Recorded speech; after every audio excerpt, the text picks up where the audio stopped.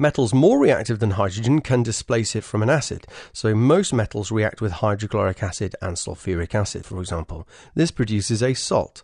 Alkalis, they have a pH greater than 7, react with acids, less than 7, to produce a salt and water. If the quantities used are correct according to their stoichiometry, they will neutralize each other completely to leave no unused reactants. Here's an example. Sodium hydroxide and hydrochloric acid makes sodium chloride and water, neutral, pH of 7.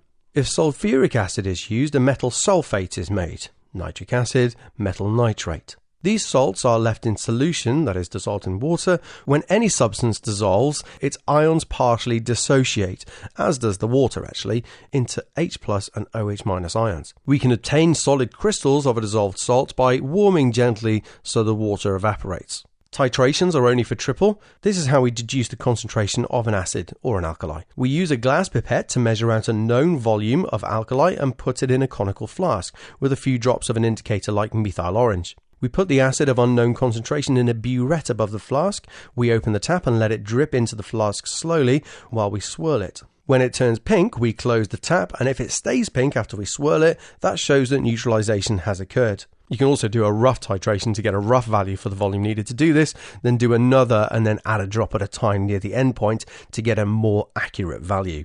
Let's say that it's sodium hydroxide and sulfuric acid. Here's the balanced equation. So let's say that we have 50 centimeter cubed of 0.2 moles per decimeter cubed sodium hydroxide. First, we need to turn that volume into decimeter cubed, so we divide by 1,000, so that's 0.05 decimeter cubed of the alkali. Multiply that by the concentration and we get 0.01 moles.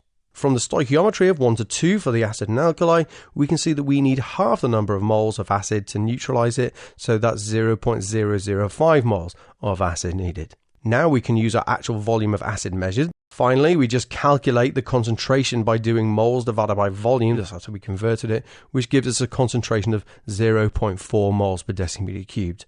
Don't forget that units are your friends if you forget what calculation you're supposed to do. Leave a thumbs up if you found this helpful. I've also made videos covering whole papers to help you in your revision. Click on the card to go to the playlist for your board, or have a look on my channel for more. See you next time.